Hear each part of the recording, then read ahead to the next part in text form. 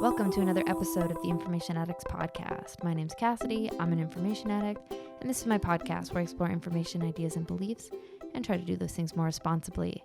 Today I have another conversation for you in my series of conversations about gender and masculinity and femininity and what that means. And the last couple conversations I've had have been with men, so I'm flipping the script, and the next couple conversations will be with some women. To start that off, I have a conversation with my friend Shari.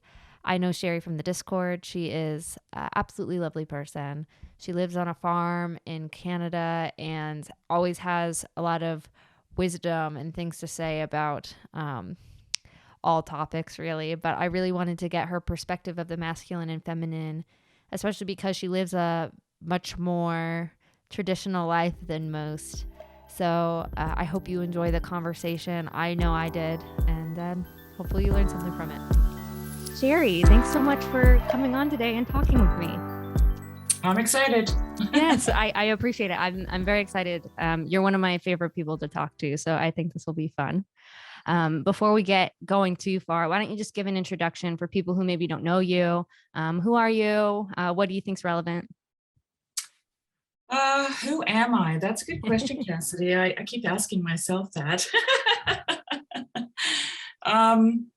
I am a 59-year-old mother of three, wife of a husband for 35 years. My life has been one big, long adventure because we decided, when we got married, I moved to Switzerland. I lived there for 11 years, was totally immersed in the culture and learned the local dialect. And then we decided to move into the far north of Canada. And I mean far north. We basically looked on a map and decided where there was no roads, that's where we were going. Where you're going, you don't need roads? Yeah, well, we just figured if there's no roads, there's less people. So so we headed for a place called Telegraph Creek in British Columbia, which is just below the Yukon border. And we moved into a shack and with our three kids, ages 14 to 6. Our son was, I think he was 9. Yeah, 9 when we moved there and homesteaded. And then we left there after 3 years because of the schooling difficulties for the kids. And we came to where we are now, which is in the interior of British Columbia. And we've lived here since 2000 and basically just continued the journey with homesteading, raising children, milking goats, self-sustaining, So, yeah, that's it. That's my introduction. You're not lying when you say your life is a big adventure. You're full of stories and full of things. So I think that's very true. Yeah. Well, okay, great. So I asked you to come on today, kind of talk about this idea of masculinity and femininity, because it's been on my mind for a while, and there must be something in the water because it seems to be popping all around, not just in sort of videos I'm watching, but in the Discord. There's lots of conversations about what that is. And I don't know, I think you have a very interesting perspective, especially with the lifestyle that you've lived, with the homesteading and all of those things. I just love to kind of hear your perspective about it and, see where the conversation goes with that. So I guess to start, as far as the masculinity, femininity conversation, what do you think is sort of that starting this big conversation? Why do you think so many people are interested in it? Well, I don't know if I I think I do know why a lot of people are interested in it. For one thing, in the modern world today, the lines, it seems to me like the lines everywhere are blurred. Yeah. And of course, with gender issues and identity politics, that seems to be the thing that's on everyone's mind. And it's the age-old question of who am I, really? Yeah.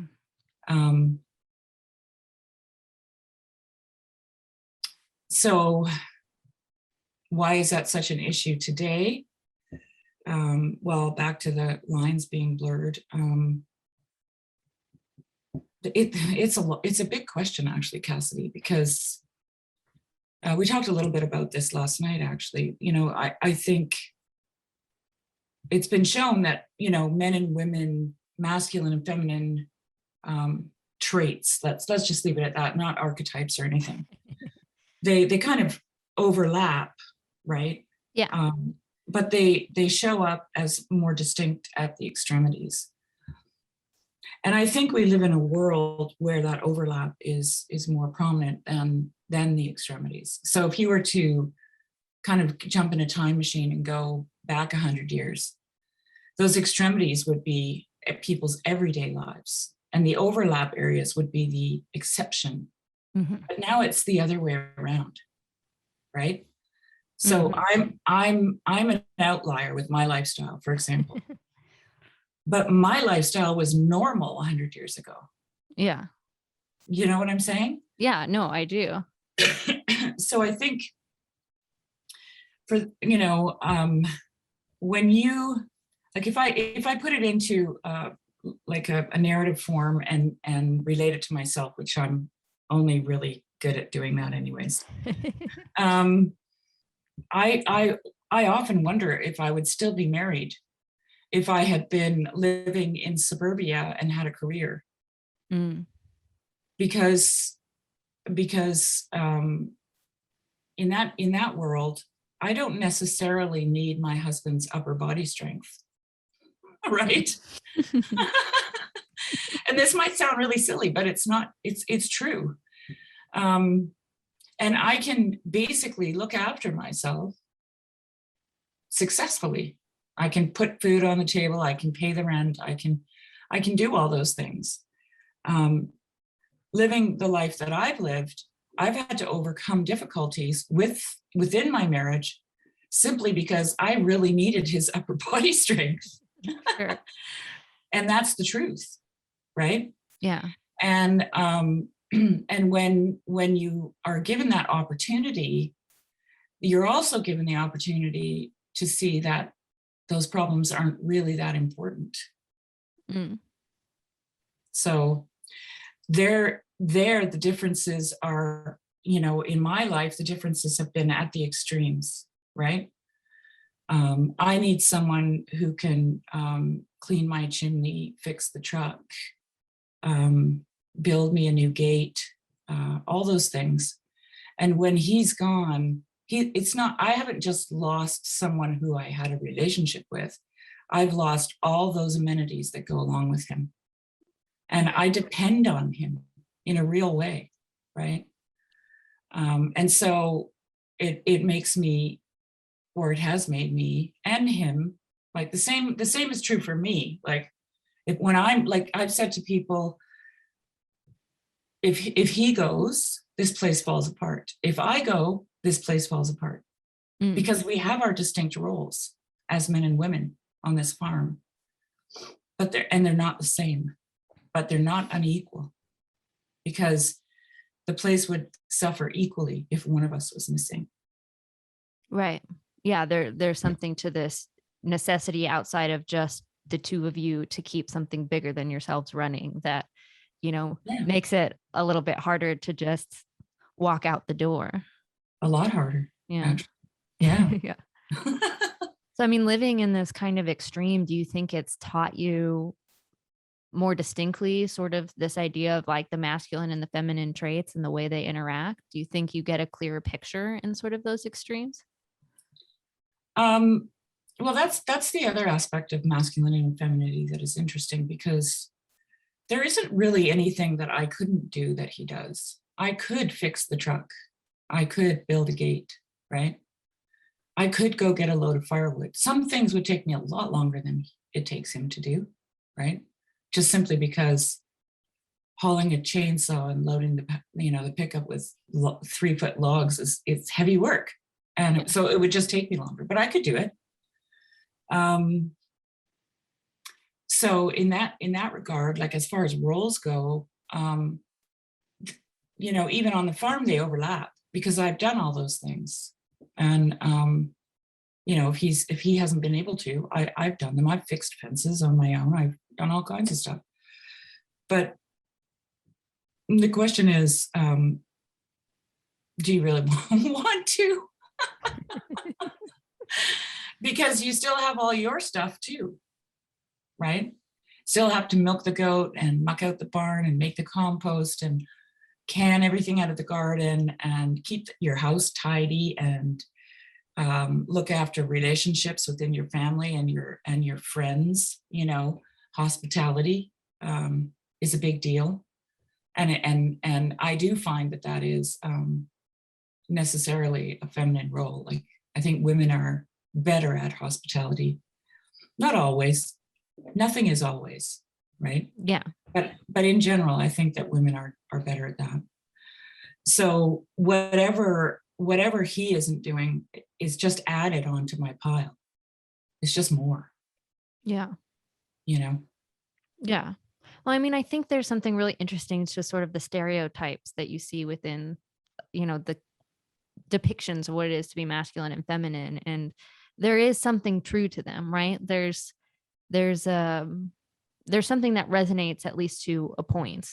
Of course, there's always these sort of outliers and these extremes that don't fit into sort of what you expect, and they subvert those things. But like, it's hard to argue that you can't see something in them, and they're not telling you something about the way the world is. Yes. Well, like when I said, I can do them, but do I really want to? I think that speaks to people's natural tendency towards things, and in that regard, there is obvious. I mean, I don't know statistics or anything, but I just remember Jordan Peterson talking about countries like Sweden, where they're trying to, make everything equal as far as gender roles go, and yet they actually end up being more extreme, because the women tend to move into areas, career areas or whatever, that they want to do, and they are naturally feminine roles, like nursing and I can't remember. I'm sure you know what I'm talking about. Yeah, like more caregiving, right, teachers, social work. Yes, exactly. Yeah. So that's what I mean when I say, like, is this something that you really want to do? I mean, I think there is truth to that. Like, the reason you see some of these fields that are heavily weighed in certain ways, it's not like someone's forcing them into it. There's a choice that's going on. And I think in the last couple decades, there's definitely been a movement to try to get women into certain fields that are more male dominated, like STEM and entertainment and what have you. And so there's these narratives that are pushing women towards that, telling them, and maybe it's strong to say telling them that's what they want, but like, you see that, but you still see these certain paths when they freely choose. There's something about the way that they're drawn to those things. Right. What's interesting, Cassidy, is I never considered myself, like, growing up, I never thought of myself as feminine.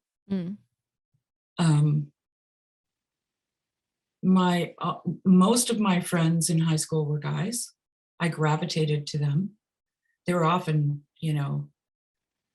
writers and poets and philosophical nerds, and that hasn't changed at all, actually.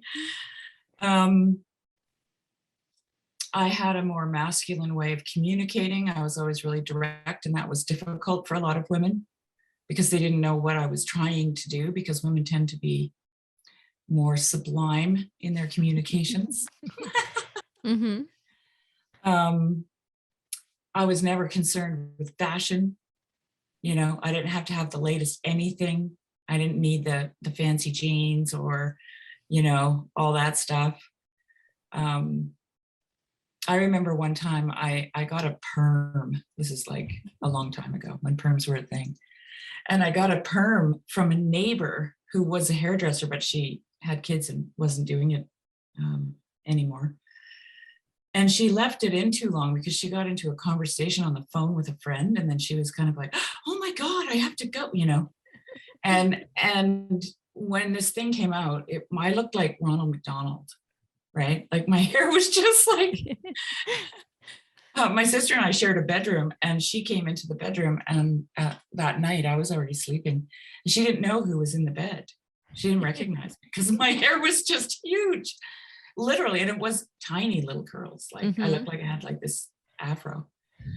And I woke up the next morning and my mother was like, oh my God, you can't go to school like that. I was like, why not? Who cares? That's how I was. I just didn't care, right? About my, most girls would have been horrified, crying, I never wore jewelry. I never really wore makeup.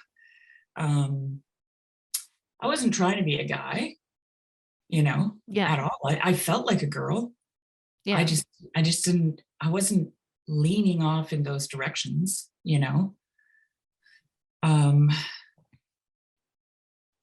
but then, just, living the life that I've lived. I remember when I moved to Telegraph Creek, a bunch of ladies had me over to meet me, in the community. And they all told me that, that the one thing that I should never do is learn how to use a chainsaw. And I was like, what? Of course I'm going to learn how to use a chainsaw. I can hardly wait, right? And they were like, no, you don't want to do that, because if you do, then you'll be doing the wood.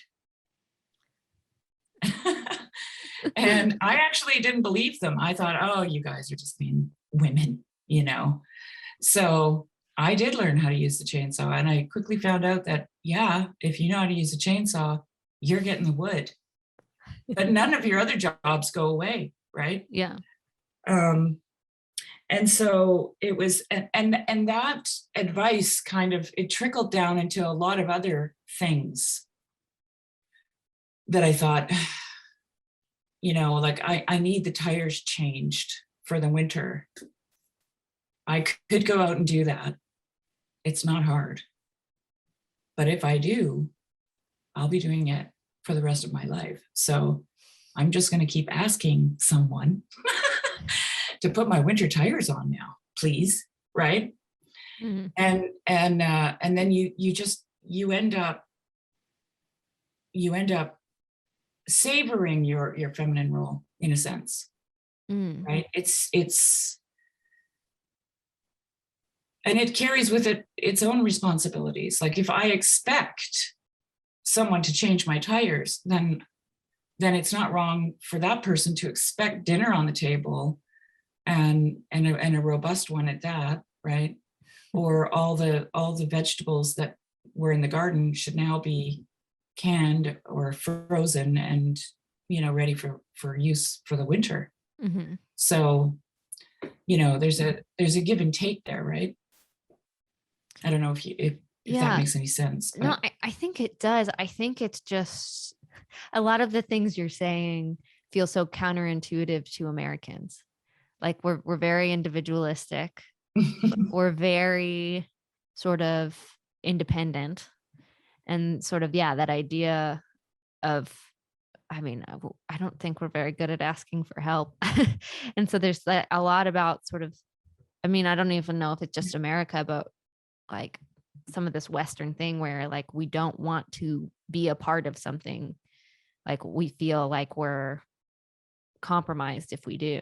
But that's a big part of this sort of dynamic, especially when it comes to like a marriage and sort of the life that you're living, of like you have to rely on the other, and like there has to be that give and take if everything's going to be done, and like being willing to accept when you're more suited for a certain type of job than another. Right. And well, the whole goal, it really is to not run yourself into the ground, to be honest. Right. And I do think that even though life in, I realize that all the things I'm talking about are not really readily accessible to most people who are listening to your podcast. Probably not.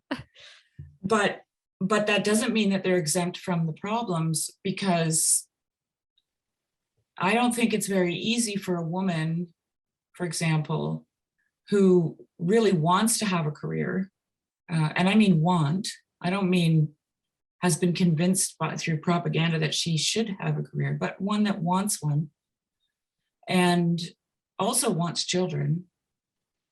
I don't think her life is very easy, because she's definitely added to the list of things that she needs to do, right?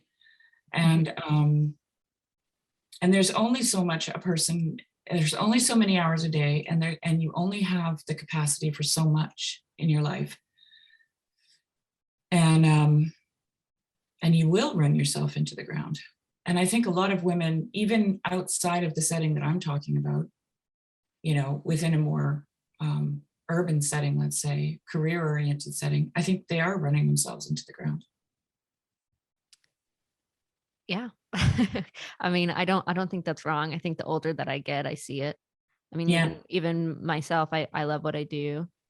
And I don't have kids or like a marriage, so it's not the same, but I see No. the way that constant need to feel like you have to be involved in all of these things, and this pushing to take on more and more, it's leaving you from really pursuing a life that's worth something, that's actually bringing value. You end up having diminishing returns.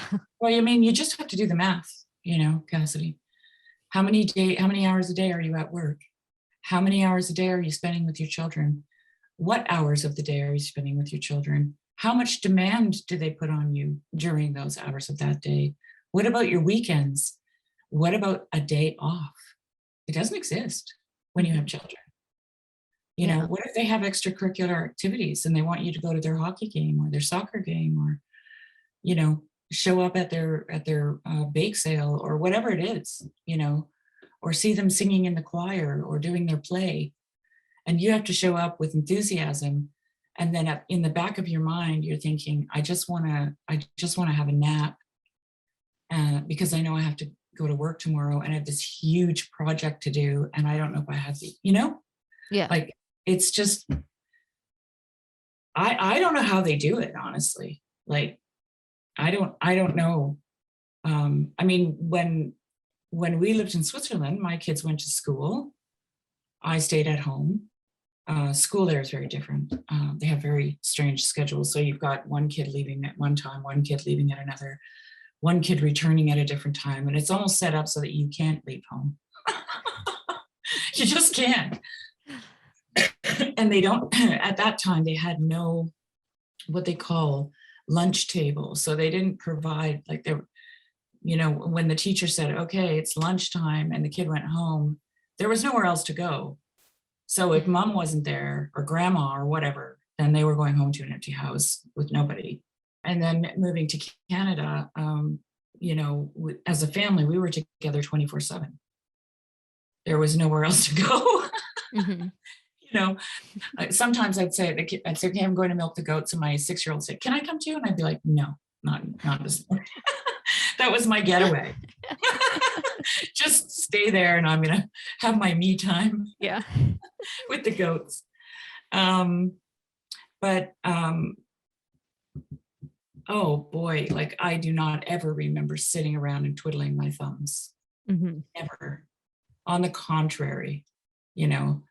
And as a family, we always kept Sunday as a day of rest. So that was a day when nobody did anything. They could just do whatever they wanted. And so, yeah, oftentimes we would read a book to the kids, or they would play, and I would read a book, you know, on my own or whatever. But we were always together. We were always together. There was no internet. There was no tablets, no phones, no nothing. Yeah, which I think adds a dynamic. Oh yeah. That causes havoc that we can't even measure, because I think there's just this constant access to more and more and more, and this continuous world you can escape into, and never enough time to explore them. And there has to be this conscious effort of like cutting it off and allowing space for something real. Yeah, I actually think a lot of people, children and parents, are living in their own worlds, actually. This digital world that isn't, they kind of look up and because they're not participating in the world that they live in, but rather in this other world. I think it separates them from each other, actually. Yeah. No, Yeah. it really has this way of like disconnecting. We feel like we're more connected than ever because we're more accessible than ever in certain ways, yet there's more disconnection and less like real understanding of individuals and people and like the world we inhabit. And yeah, I mean, I think there's a certain level, like it's just going to take a detox to kind of fix that and be willing to kind of really kind of break off to that sort of source in a bit of an extreme way. Yeah. I mean, at least for to really get back to remembering what it's like to inhabit a world and be present. Yeah, and the real world is actually kind of boring, like there's not something is not flashing in your eyes all the time, right? You're not being stimulated. There's lots of moments where nobody's talking, everybody's just curled up with their book, but you're still in the same room and you can hear each other breathing, and it's not it's very different than if everybody was on their phone, Yeah because no, I'm just thinking about that now. What's different about it? I haven't given it much thought, but it's definitely different. Well, I don't know. I mean, I don't mean this to sound like new agey or something, but I do think there's certain energies that we give off as people. And when you're distracted and putting your energy into something else, I think people can feel when it's not focused and not, and you know, when like there's attention. Like, I think that's sometimes why you can feel like someone's looking at you without actually looking and, then turn and there they are. No, I agree.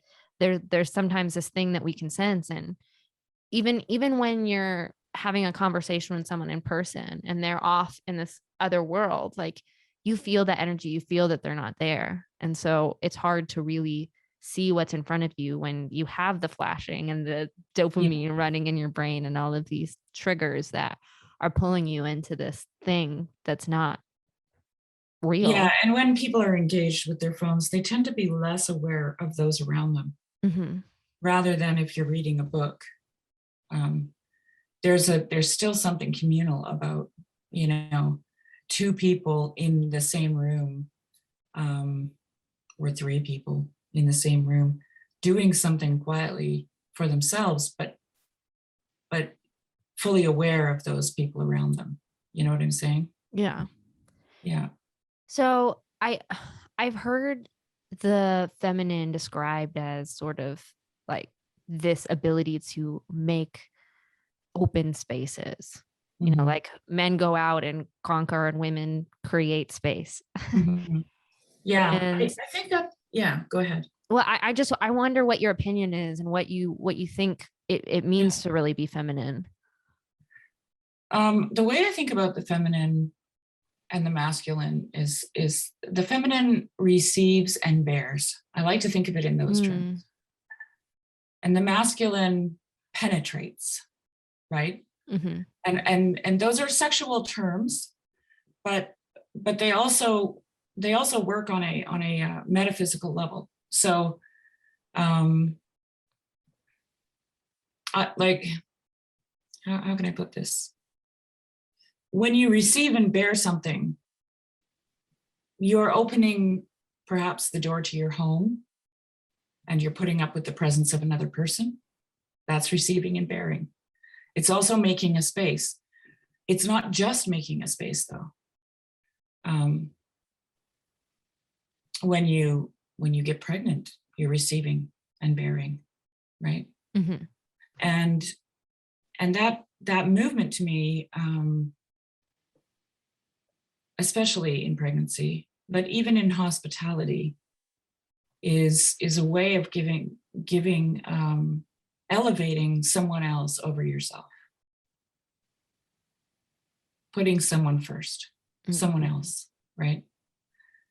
I mean, a woman physically makes space in her body for a child to grow and develop.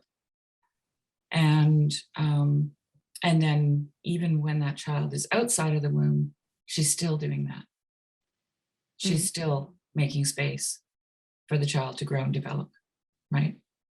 So it doesn't stop. And that is receiving and bearing. There's also receiving and bearing adversity, right?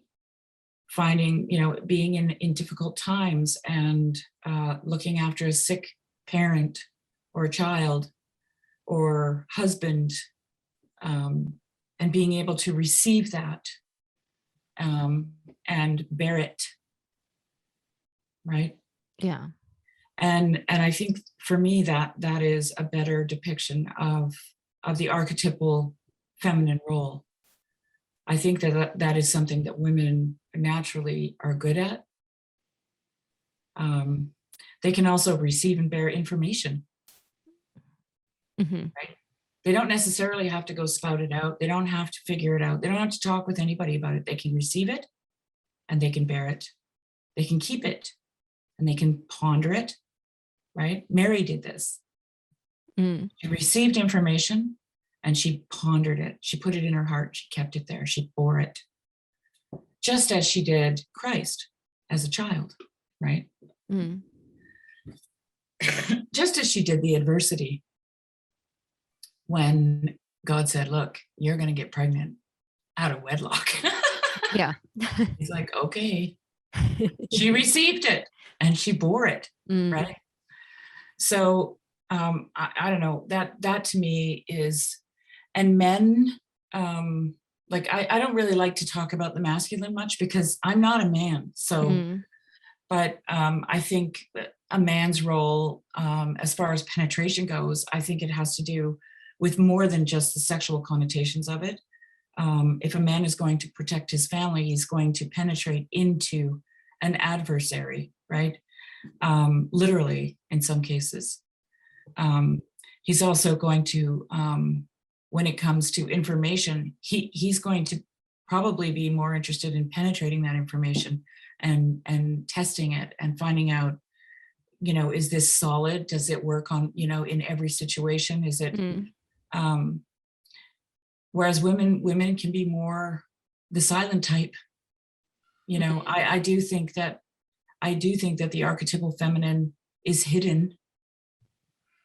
It's not, to make femininity about appearances is to really denigrate the feminine role, because I think that the feminine is something that is very good at being hidden. Yeah, that's interesting. I mean, I definitely think there's a level in which the sort of easiest way to identify feminine is the visual. And I think that's probably true for a lot of things. Like we can look at diversity or whatever. And the easiest way to kind of identify those things is visual. Yet there is, I think that's where my struggle is. I'm like, it feels like there's something deeper. And like, I think as a woman, I'm a modern woman. I think I'm so disconnected and lost touch with the idea of like what is truly feminine, that it's like, how do you rediscover it and how do you live that well? I don't know. I'll figure it out maybe. But I don't know. I wanted to ask you this too. Do you think that for modern women, are we fighting something with this idea of the feminine? Are we trying to push against something and sort of the way that we perceive it? Fighting against, what do you mean by something? Like, I don't know, because I think there's, and I see it myself, and I've heard this a lot, that there's a lot of this sort of encouragement for women to take on sort of a male archetype or a male role and pursue and act more like men. And what that means, I don't know. There's there's a lot of controversy in that, but or just complication and nuance in it. But I wonder if there is something within us, because I do feel it in myself, like this push against being put in a box, or feeling like that this version of what it means to be feminine is all there is. And then there's a part of me that's like, well, am I fighting against some force that I don't know that's actually not good for me? I don't know if you feel like there's a big piece of that within sort of the way we operate as women in a modern context. Well, I mean, we do live in a world of this, I don't know, what is this, third wave or fourth wave or fifth wave? I'm not sure what it is. I made that joke the other day. It's a lot of waves lately. Hard to keep up with them all. But I had a few thoughts when you were talking about that. First of all, I think that, the lie that well, it wasn't necessarily a lie, but the deception that Satan presented to Eve in the garden was that she could be like God. That's the top of the hierarchy role, right? And I don't think that Eve was trying to do something wrong. I think she only knew God. She knew God and she knew Adam, and both of them were good, right? And so she said, sure, of course I want to be like God. He's my dad, right? Who doesn't want to be like their dad? The problem is that she thought she could possess it. And I talk about this a lot, so I feel like I'm maybe overstating something, but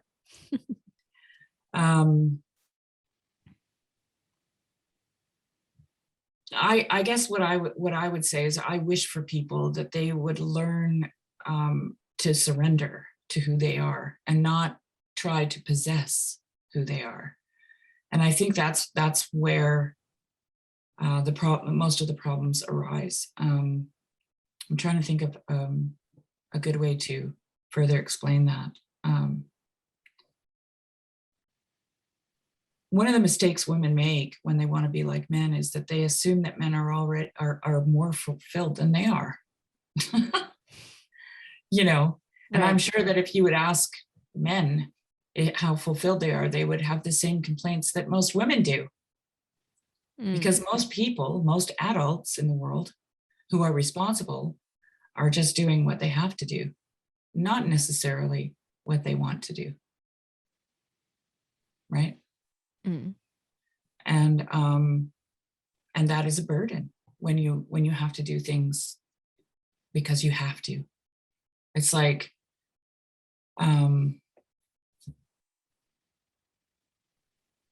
there are a lot of sad stories of men who work in jobs for their whole lives and then retire. And I remember I had a boss in one of my part-time jobs that I've had through the years, and he worked for 45 years for a grocery store as a produce manager. Started out as a teenager and worked his way up. And this was, in the day when you could actually make a good living working for a grocery store. Had a great pension, put a lot of his wants to the side, and then retired, and a year later died of brain cancer. And all he talked about the year before he retired was how he was going to go hunting and he was going to go and do this, and he's been waiting his whole life, right? And he didn't get to do very much of it, actually.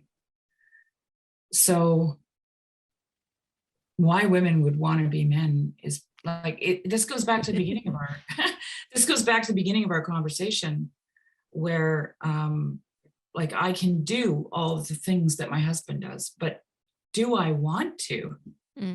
Right? Like Do I have enough hours in the day? Do I have the mental and physical capacity to add that to everything else that I'm going to do anyways? And even if I don't have children, right? Mm. I'm taking that 8-hour shift and I'm giving it to somebody else. I'm not giving it to me or my life, with my husband, right? It's not my time. It's time spent doing something for someone else. And maybe that's a good thing. Maybe that's something that you really enjoy doing, right? Maybe you're working, you know, for an NGO or something like that, you know, and it's super fulfilling. But maybe you're an accountant for a school board, you know. Like, I just don't, I'm sorry, but that's just not my idea of a good time. Shari's worst nightmare. So, yeah. I'm trying to remember what your original question was now. Well, I don't remember. Something about what is feminine and masculine, and I think, was it that? I don't remember. Yeah. We do get, you know, I see this, I'm sorry, I feel like I'm just not talking to the modern world, but with all my examples. But, you know, I have livestock, and when I go out with a bucket of grain, they just come, they would trample me right into the ground and get that out of my, like, horses, cows, I've had them all, right? Goats, sheep, even my chickens, although I can easily defend myself from them. That sounds like my nightmare, having to fend myself off from chickens. But it's candy to them. It's candy. And, you know, I often think to myself, man, the world is really, really doing that. You know, we're dangling a lot of candy out there, and everybody's just running like in a herd, just trampling everyone else underfoot so they can get this candy. And it's candy because it's addictive, it tastes good, it makes them feel good, right? It's easily accessible, you know, and it's just what's the word I want to use here? It's that first thing that you see, like you were talking about, you know, appearances. I didn't even know. I You're can't thinking think. like it's expedient? Well, it's just right. It's also, it's superficial is what it is, right? It's all this stuff on the top. There's no depth to it. And it's easily, like, you can see it. It has to do with your eyes, really, you know. And you look at the thing, and then you're attracted to it, and you run over there because it's brightly colored, and then you find out, oh, it tastes good, or it makes me feel good, right? You know, I have to train my animals to run for a bucket of grain. Like, if they've never had grain before and I shake a bucket, they just look at me and keep eating. They don't know what it is. But boy, after they've tasted it for the first time, there's just no stopping them. They will always react like that. They will always come running. They will always barrel over me, right? And I don't know, I see our modern world more and more like that, unfortunately, where someone's shaking a bucket of grain and everybody's just, like, without thinking, completely possessed with, I have to have that, you know. So how do you then surrender? How do you fight that possession? Well, like the ascetics did, you have to go without. You have to, you know, a lot of people are like, well, I'm going to spend less time on my phone, or I'm going to, you know, I'm not going to engage here or there, or whatever the case might be. You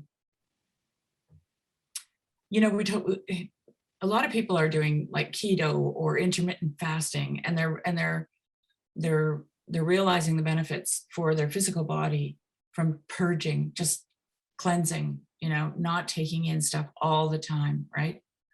Because when you do that, your metabolism is constantly working and you're really lethargic mostly. That's why a lot of people feel more energetic when they're intermittently fasting or fasting in general. But and there is a spiritual element to that too, of just cleansing ourselves.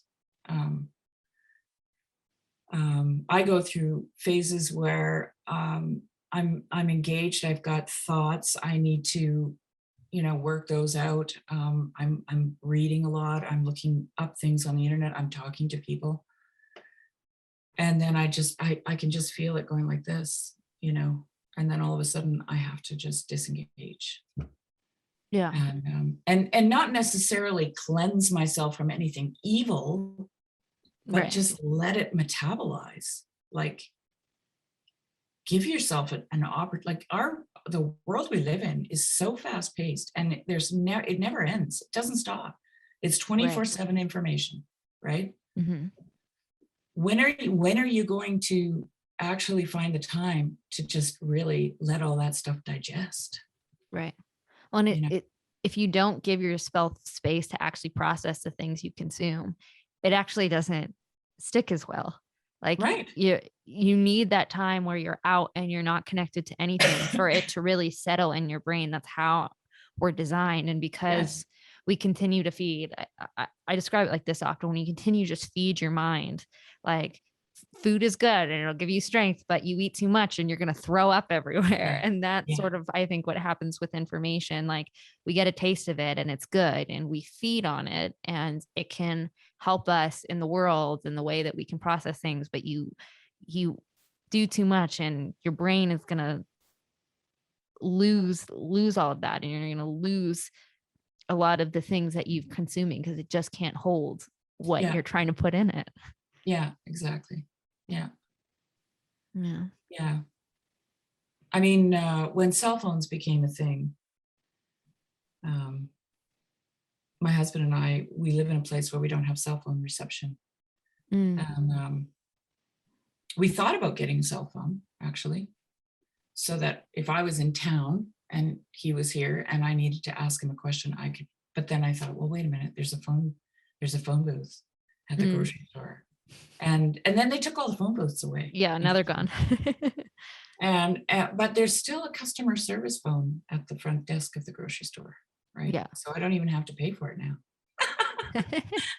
Well, or you could go to the stranger, hey, can I borrow your cell phone? I need to make a call real quick. And most people will let you. I've done that maybe 3 times in my life, but mostly I just make sure that I know what I'm getting and I ask him if he needs anything. And if we don't have it when I get home, well, then we wait.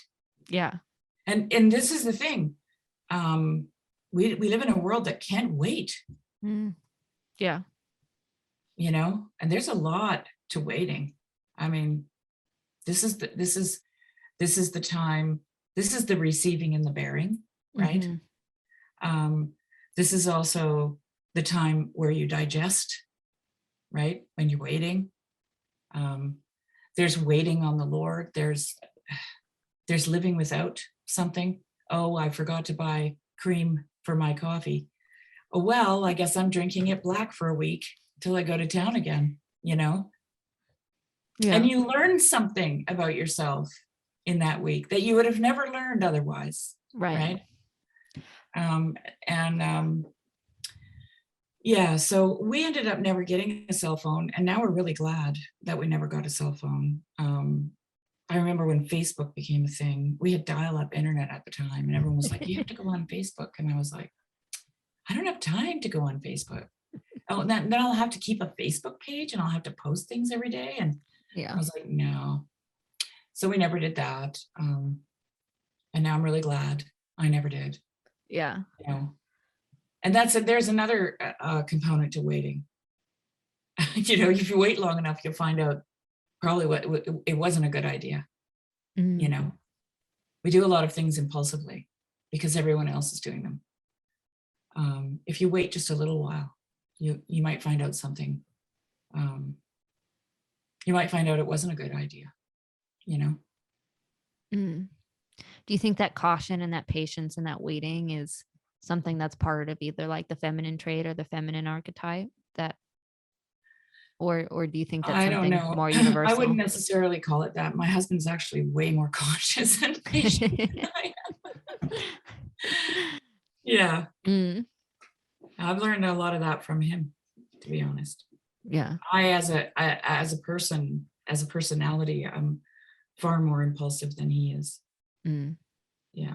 But yeah. I think that's personality, honestly. Yeah. Because, some women are really, really good at that, really good at being cautious and patient. I know one actually. Oh, good.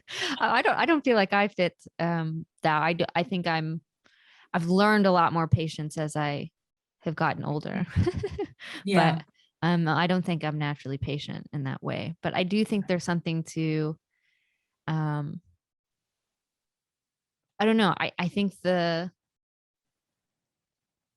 some of the roles that women end up finding themselves in, especially I think being a mother, taking care of kids, and I'm not a mom, but I think just being an aunt, I've learned Yeah.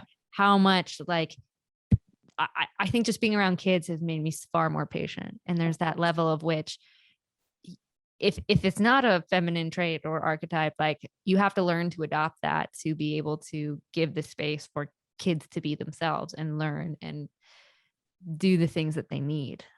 Yeah. But yeah, that's why I asked the question because I don't think I don't know if I think it probably is more person to person, but Yeah. like I think there is something about some of these um, roles that women trend towards that require like this testing of patience and even Yeah. that sort of making space and bearing and accepting, like Yes. those are all things that require this practice of patience. Yeah. I think in that regard, yeah, you're right. I think that women are, with certain things, they're good at, like it's not everything. They're good at being more patient with, Yeah. with children, with a sick person. Um, yeah. But this is the thing. There are no hard and fast rules about this stuff. Yeah. You know? I don't know if it's ever happened to you, but the older you get, the more likely it is that someone's going to say to you, "You really remind me of your dad." I'm like, "What?" Or I've said to my husband, "You're so much like your mother." Mm. What does that mean? You know what I'm saying? Yeah. So like this conversation about masculinity and femininity, there are layers to it, right? Like there's that superficial candy layer of appearances, right? And then there's the deeper archetypal layer of I think really is illustrated in those statistics that Peterson talks about when women trend towards something that Mm.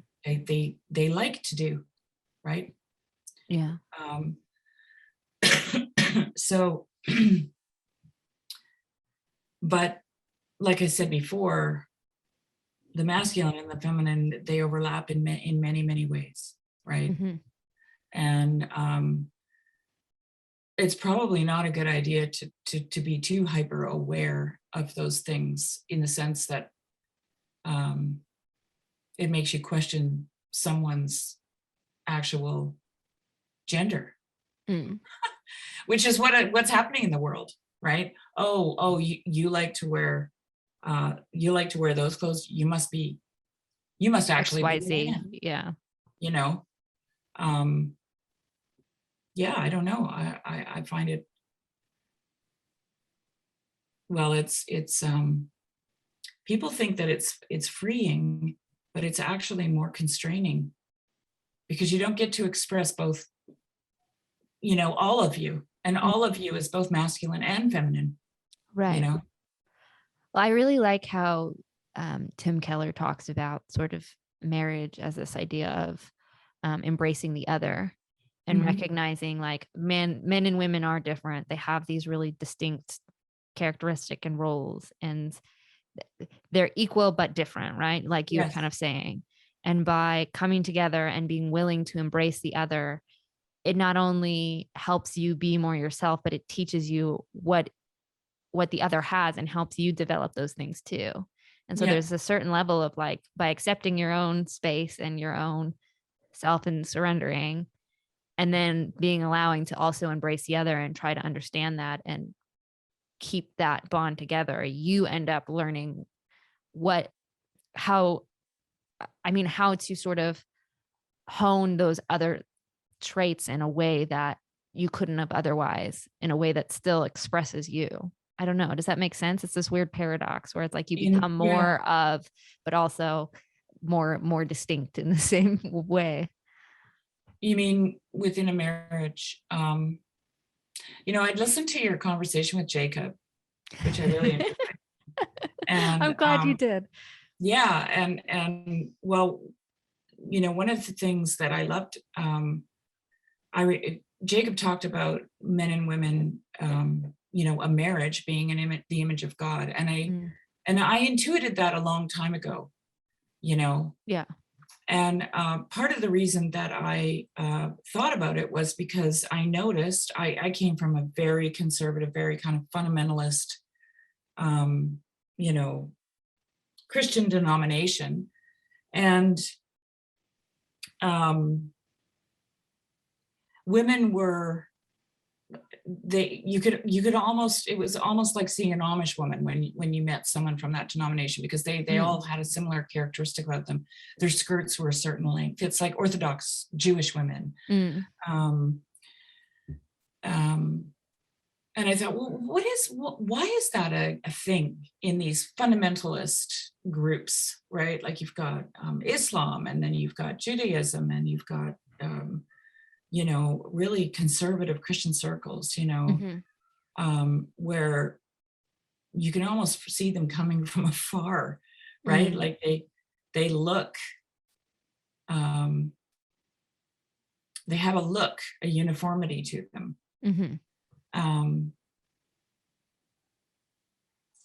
When I was in India, a lot of Hindu families, the woman is usually has to physically walk behind her husband, and you don't touch women. Men and women don't touch.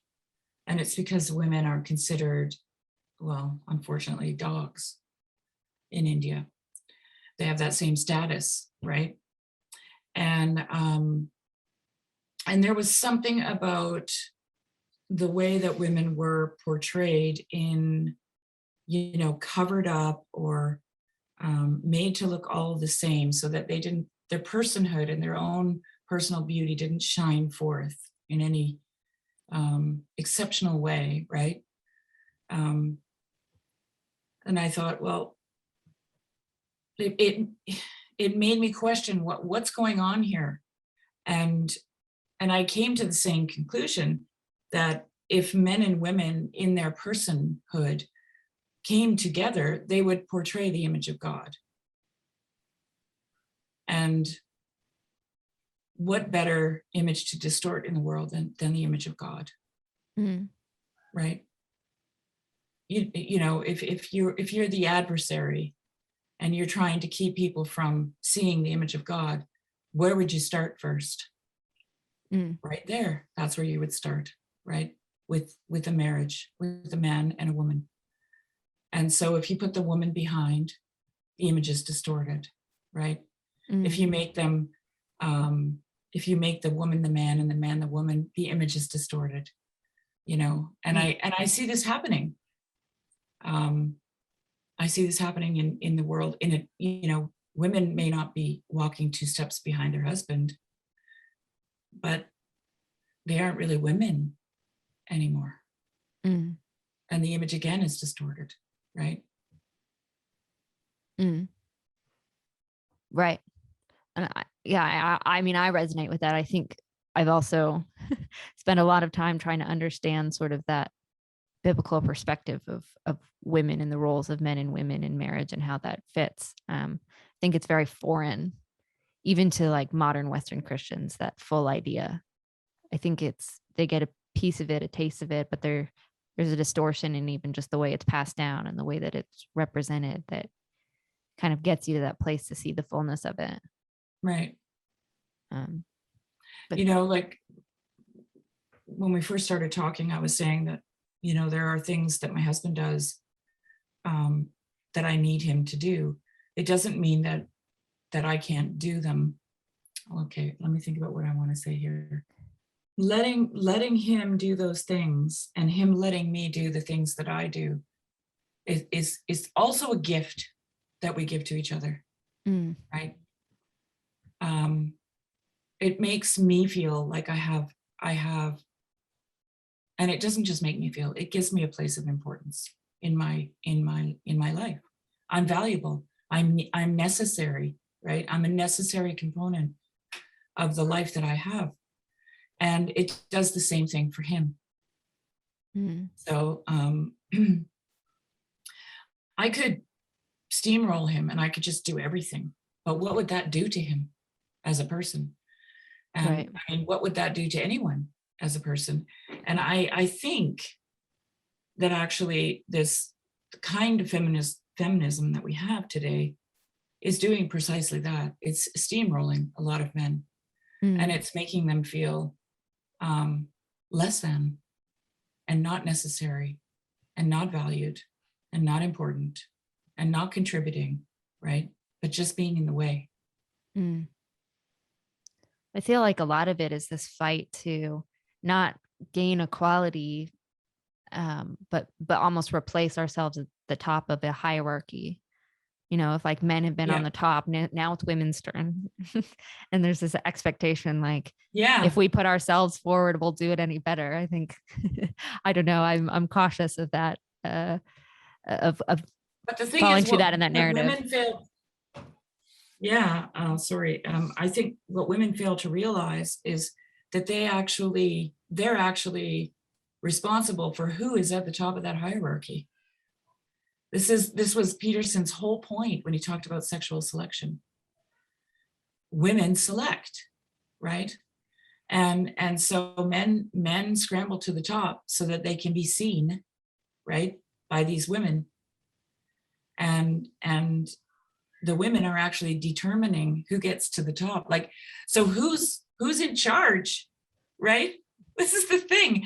And this is the thing about the feminine that is hidden as well. Just some food for thought. No, it's very interesting. I think I think you're playing on something, right? That a lot of these, I think there's an empowerment in some of the ways feminism or feminine expresses itself that are hidden in their power. And it's really interesting. Yeah. But are there any sort of last thoughts or words you have before we kind of wrap it up? I know we kind of covered a lot. No, no, it was good. I enjoyed that. All right. Well, I hope I was able to answer some of your queries. Settle some of your questions. It gave me some things to think about. I can't say I know for sure what I think. I don't have strong opinions about it. I have thoughts and inclinations, and there are things that I wrestle within myself, but I'm open to the idea. And I think more than ever, as I get older, the more I kind of am more willing to surrender to something, even if it's not what I want, and try to figure that out to create something that's more valuable. And what that is, I don't know. So I just keep moving forward and trying to do that. So any perspectives help, I think. Good. All right. Well, I appreciate you talking with me. It's a lot of fun. Thank you for having me. Of course. It's an honor. Thank you so much for listening. As always, I will close with the serenity prayer. God, grant me the serenity to accept the things I cannot change, the courage to change the things I can, and the wisdom to know the difference.